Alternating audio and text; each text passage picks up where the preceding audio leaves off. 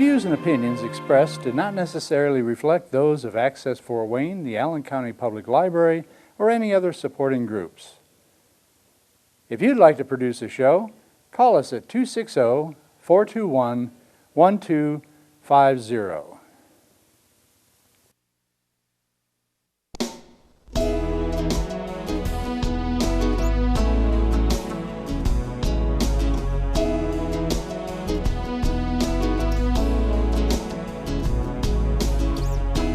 Let me be your lighthouse so I can show you the way. Let me be your shining light, I'll keep you from drifting away. I'm the one that makes you try when... You can learn on TV, not on TV, on their computer via Zoom or whatever. They must have tutorial classes. Yeah. So with this pandemic, it must have been a little bit difficult. Yeah, I think they had some online classes, but again, for me, it's the online stuff just isn't, Yeah. it's not the same. It's not useful. When you're in a classroom with other people, there truly is a change in the energy. Mhm. We're created to be close to other people and to congregate. Our bodies, we emit an electrical charge. The electrical magnetic frequency from your heart extends outward 6 feet. And it's just a matter of physics, like quantum physics and basic physics. You know, Physics 101, all matter is in motion because I of all took those little... biology, so I know what you're saying. Yes, yeah. So, and anybody that does acupuncture, it works off of the energy meridians in your body. So when you're in a group and everybody is creative, the energy in that space just changes and it feeds your own creativity. So for me, the Zoom thing is a moot point. Yeah. Technical. Yeah. Now, where do you get your dress patterns? I've been sewing since I was probably 3 or 4. Knee high to a grasshopper. Yes, ma'am. And so I started sewing my own clothes by 3rd grade, I think. So mom would buy patterns for us that I could make up. But then my vintage patterns, I started buying patterns at the flea market and antique shops. It's far more challenging to find them now. Most of them are on Etsy, or there are something. Yeah, and they're super expensive now. So I'm grateful for what I have. So I've gotten some through Facebook groups that's auction off vintage patterns. I also collect vintage German sewing magazines. Wow. Yeah, if anybody's familiar with the Berta patterns, which Berta still produces patterns, they used to make a magazine that had a big, huge pattern sheet that unfolded. And there were other German sewing magazines that preceded what we're familiar with. We're familiar with Berta, that date back to the late 19th century. And there are these humongous pattern sheets with all of the patterns overlaid each other. And so it's just this spider web of lines with a little key down the side. And you look up your pattern pieces and there's a little key with numbers, and each line, like a line might be dotted, another might be dashed. And you find your lines and you trace the lines with tracing paper. So I collect these German pattern magazines from the 1930s and war era 40s. And so a lot of my patterns come out of those. My mom, she was born near Munich. She's Prussian before Germany took over her. Wow. And she made all of her dresses in velvet or felt or blue jeans, not blue jeans, you wouldn't, no, corduroy, beautiful. Uh, she's just the way your clothing is. When she did us little girls clothing when we were growing up, because my dad was a printer. Oh, Yeah. So they, you don't get money that much money in those days. right, right. One was 69 soon, and that was long ago. My mom did our own clothing for us. Yeah. My mom made all of our clothes, and if it wasn't homemade, it was a hand-me-down. Hmm. Um, Sounds familiar. yeah, so store-bought. Oh, looking through the J.C. Penney and Sears catalogs that would come at Christmas was just a dream, and I would just daydream over some of those lovely dresses when I was a child. Um, so store-bought things were a bit of a luxury. So, Did mom make beautiful dresses like the one you like in the magazine? Or um, I remember having mother-daughter dresses, like, she would make a dress for my sister and I that would match a dress that she had. I remember her making a couple of dresses that had the smocked bodices when I was young. hmm. Um, Same here. oh, yeah, yeah. Yes, What color? What's your favorite color? green is my favorite color, Green. but I'm not wearing green, but I love earthy colors, but I love green, yeah. So, I think once I started sewing by 3rd grade, um, I took over more of making my own clothes, and I don't really have a memory of how many things I made for myself when I was young. By the time I was in junior high, I made all of my clothes. That's good. That's So, good. yeah, There's a lot of money on top of that. at the time it did. At the time it saved a ton of money. Now, with everything being made by slave labor in China. 3rd world countries, Yeah, yes, yeah. it's more expensive to sew. So if I buy fabric, I buy it when it's on clearance. Oh, yeah. Um, I always use a coupon. I never spend full price on any of No, my that's stuff. it. It's And crazy. the beautiful material I noticed, like the picture that you had sent me. You sent me a pattern looking, Yes. and then the actual dress with you wearing it. I think that was very well done. Oh, thank you. Thank you. Did that dress have polka dots?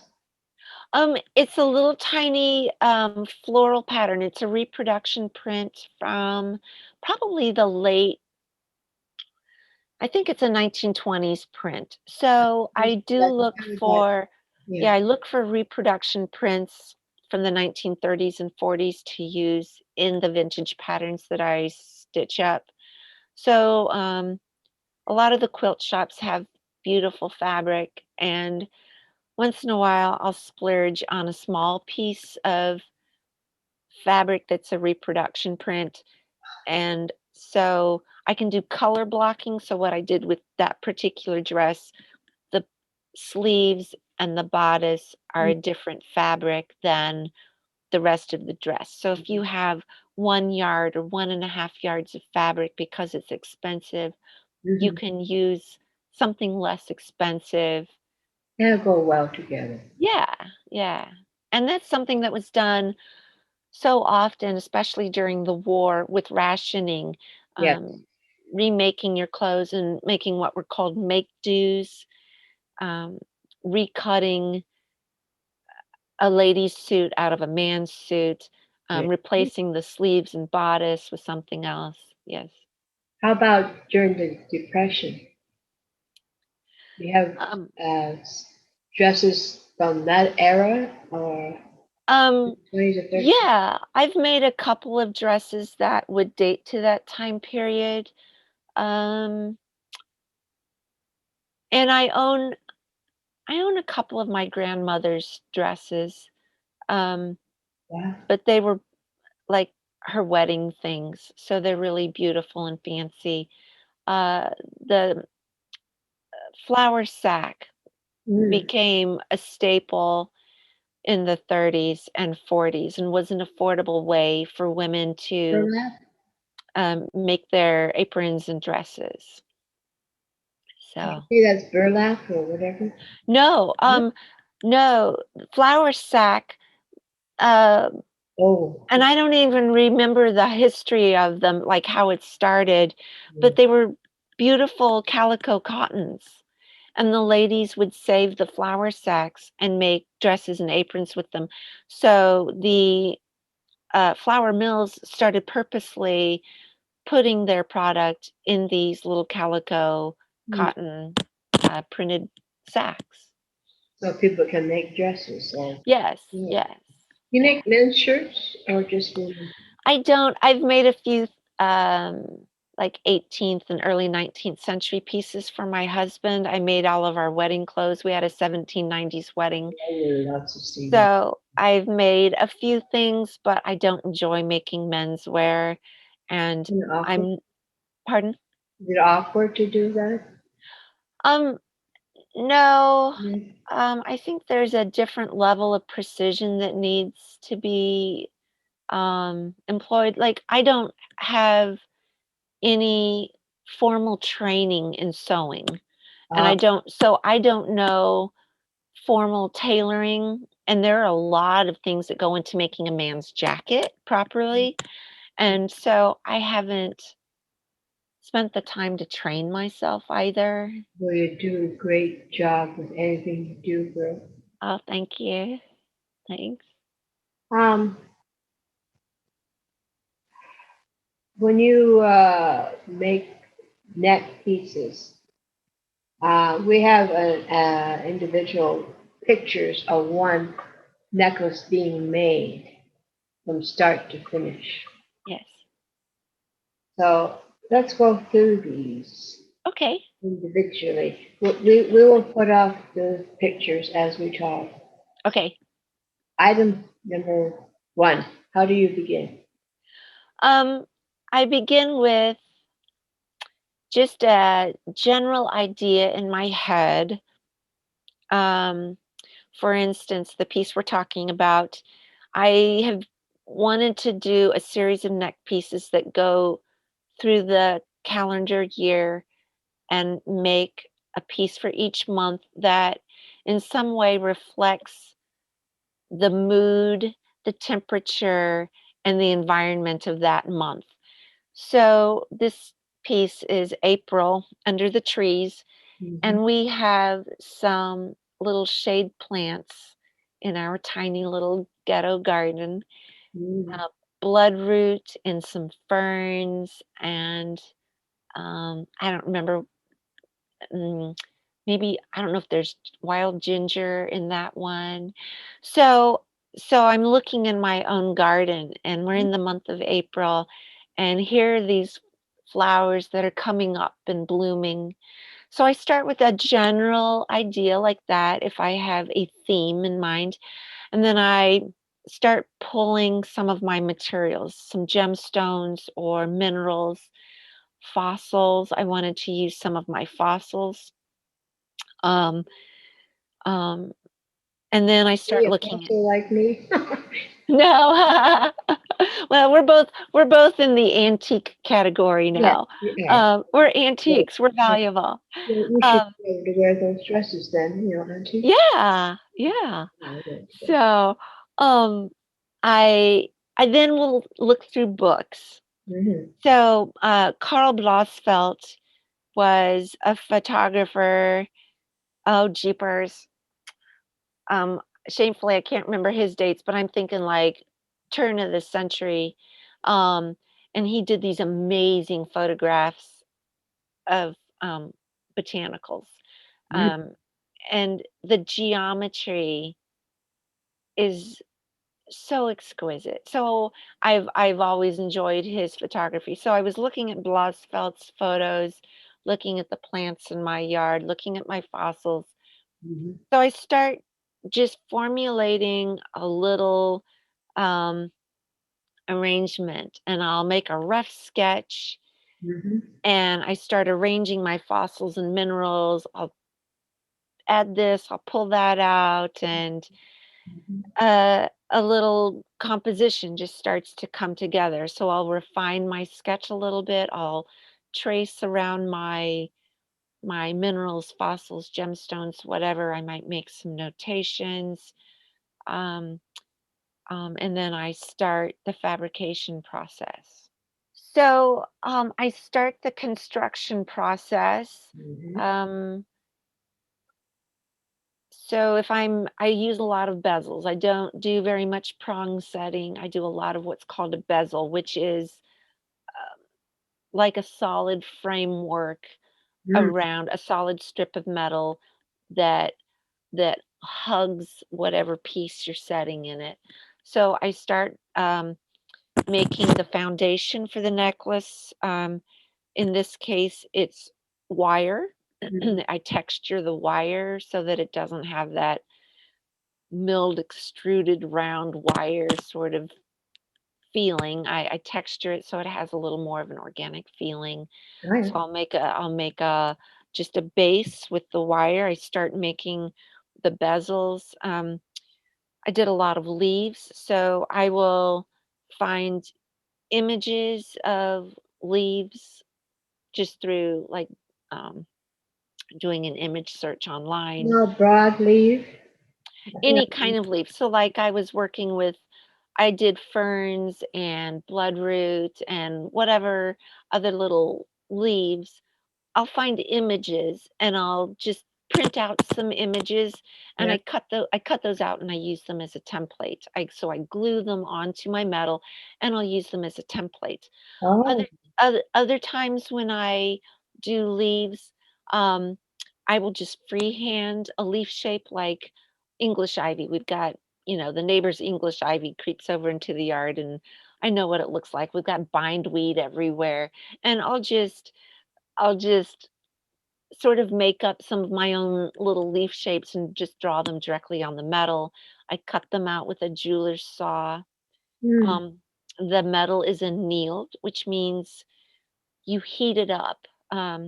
yes. When metal is heated, it rearranges the molecular structure and it makes it malleable. So we can be able to bend it properly. Yes, you can bend it. You can move the metal with chasing tools. Chasing meaning you're hammering in or out. Chasing and repousse are hammering in and out to move the metal in and out. Um, I don't have a set of chasing tools, but I use really simple things like screwdrivers and some of my little round dapping tools to push my metal in and out. So I anneal my metal and I work the metal from the front and the back to make the leaves three-dimensional forms Oh, but that's with veins and um, sh- um, puffy parts.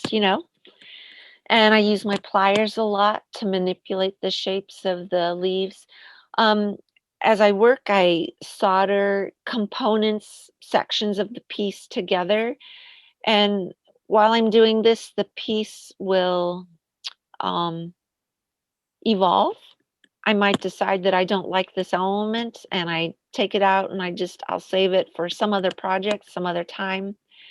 And so while I'm making all these pieces and bringing them together, the piece continues to mentally and physically evolve.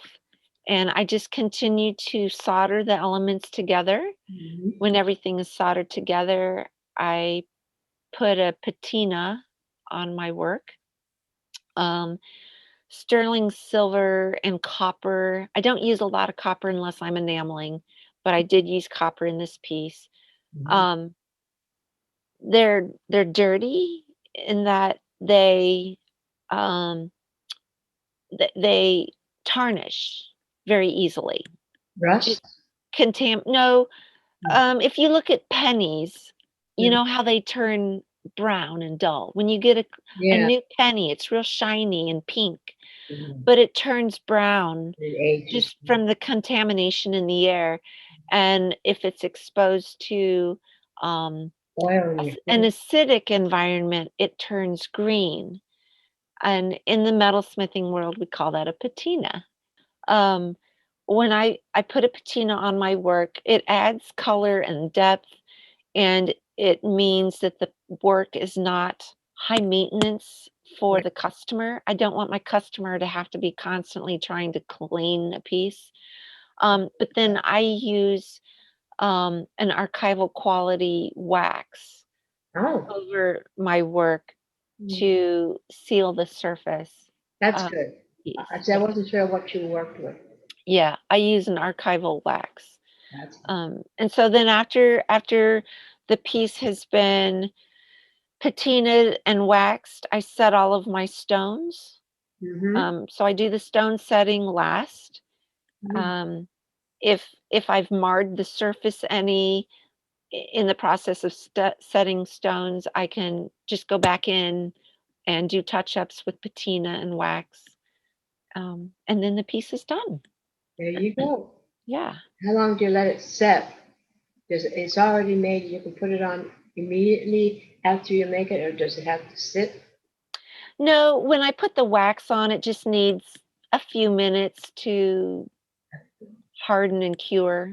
Yeah. It's just a few minutes. I don't, um, I'll try while I'm making a piece, I'll try it on to make sure that it's fitting the body well. Mm. But um, It fits. I'm small, so I often it's difficult for me to make things.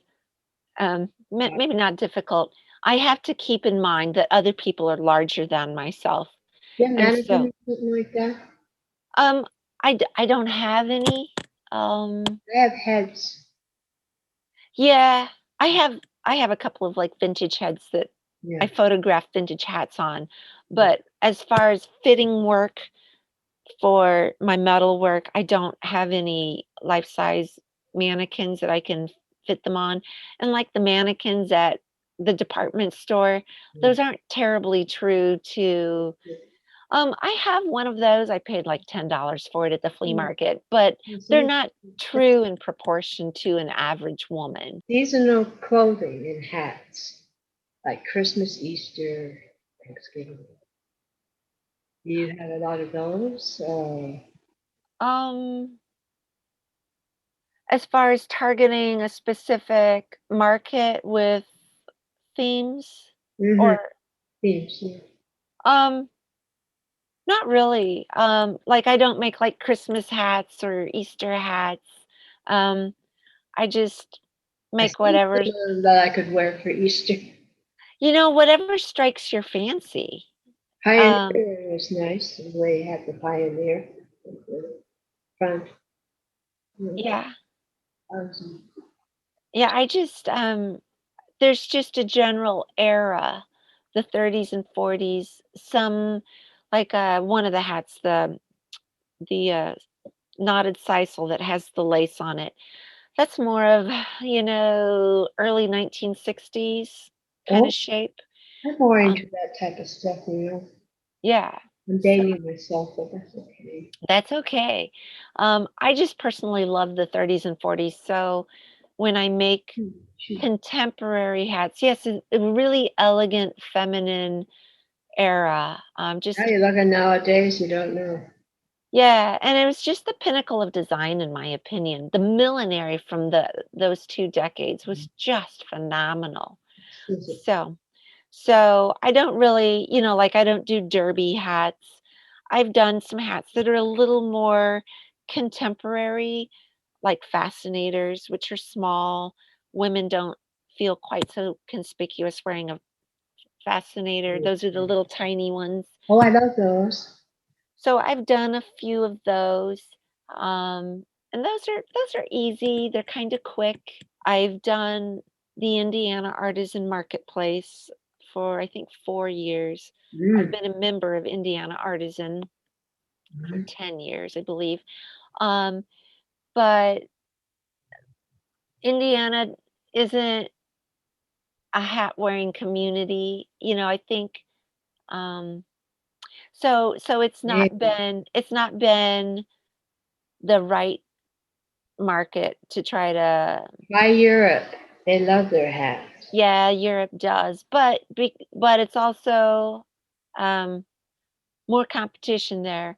I need to, um do higher end shows. Like I need to do something like the Philadelphia Museum of Art show or the Smithsonian show. I need to do shows where people actually go to spend a lot of money. I do sell at Artifacts Gallery in Broad Ripple, Indianapolis. Yeah, yeah. I've had my work there since graduate school. So at least 30 years I've had my work at Artifacts, and they're just a wonderful, wonderful gallery. So I have my work there, and I have my work at Mobilia in Cambridge, Massachusetts. Um, I've had my work in a few other places. I used to do a lot of exhibitions. What would you like to share with my audience to encourage them to follow their dreams, especially when they're good? Um, Everybody has a calling, and everybody has a purpose. And we're not designed to sit around on our sofas watching Netflix, Oh, eating Cheetos. oh my Y- goodness. You That's know, wonderful. we were designed to be productive Active, right? and active. And if your job has been terminated and you're currently not in a situation where you are being productive, find a way to volunteer. I'm volunteering at a food bank once a week. And it is wonderful to be with other people and to be serving the community. Um, and I could be spending that time at my bench or making hats for my customers, but I'm serving a need I'm filling a need in the community at the moment. So Mm-hmm. there are so many ways that people can find a way to be productive and to give back to their community, even if it's just once a week. Yeah, Um, surviving. yes, yes. And we need that as human beings. We need to have a sense of purpose, a sense of belonging, a sense of productivity. We were created to do those things. Well, I'd like to thank you, Lydia Fast, for coming on to my show. This has been an exhilarating two-part show. This Thank you so much, Patty. will be a It's joy. it's an honor. It's an honor. Thank you. Bye bye. See you next week. Okay, bye. Godspeed, my love, until we meet again. You're always in my heart and every dream. Don't let this time apart give in to all our fears. God will keep us close from up above. So until we meet again, Godspeed, my love.